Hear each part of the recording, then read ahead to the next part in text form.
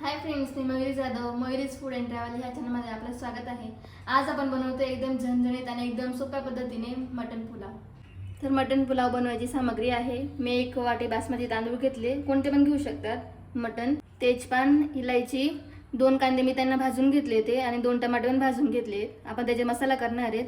त्या मसाल्यामध्ये कोथिंबीर, लसूण आपण त्याचं वाटण करून घेणार आहेत मिक्सरमध्ये। 2 चमचे लाल तिखट, हळद, मीठ, गरम मसाला, धने जिऱ्याची पूड। आता आपण मटण शिजवून घेणार आहे। त्याच्यासाठी अगोदर मी कुकरमध्ये 1.5 चमचा तेल टाकून घेतलंय। आता त्याच्यात थोडं जिरं टाकून घ्यायचंय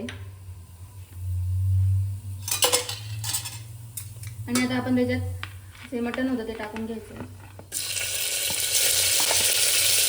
आता त्याच्यात थोडीशी हळद टाकून घ्यायची आपण, 1 चमचा हळद आणि 1 चमचा मीठ टाकून घ्यायचंय आणि त्याला कालवून मग त्याच्यात 1 कळी मी गरम पाणी करायला ठेवलं होतं। आता ते गरम पाणी आपण टाकून घेऊ। आपल्याला केवढं पाणी लागतंय त्याप्रमाणे आपण टाकून घ्यायचंय आणि पाणी उकळल्यावरती 5 ते 6 शिट्ट्या घ्यायच्यात आपल्याला आणि त्याच्यानंतर आपलं मटण शिजून रेडी होऊन जाईल। तर आता आपण मसाला काढून घेऊया। त्याच्यासाठी अगोदर मिक्सरमध्ये मी जे कांदे टमाटे भाजले होते ते टाकून घेते आणि त्याच्यातच कोथिंबीर आणि लसूण पण टाकून घ्यायचं आहे आणि त्याला छान ग्राइंड करून घ्यायचं आहे।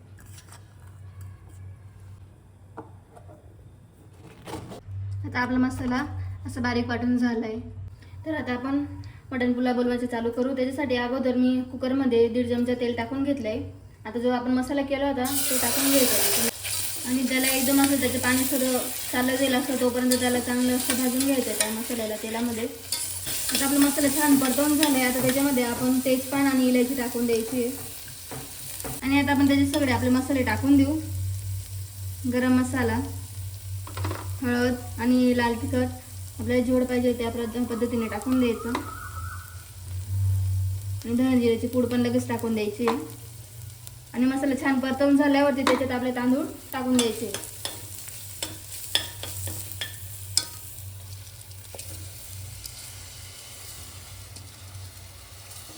आता आपण त्याच्यामध्ये आपलं जे मटण शिजवलं होतं आपण आता ते टाकून द्यायचं आपण। आता छान मिक्स करून घ्यायचंय आणि त्याच्यामध्ये आपल्याला चवीप्रमाणे मीठ टाकून घ्यायचंय। आता आपण मटन पुलावमध्ये कोथिंबीर थोडीशी टाकून घ्यायची असं आणि त्याला छान मिक्स करून आता त्याचे झाकण लावून द्यायचं आहे आपण 10 मिनिटांसाठी लो मीडियम गॅसवरती आपल्याला ते ठेवायचं आहे।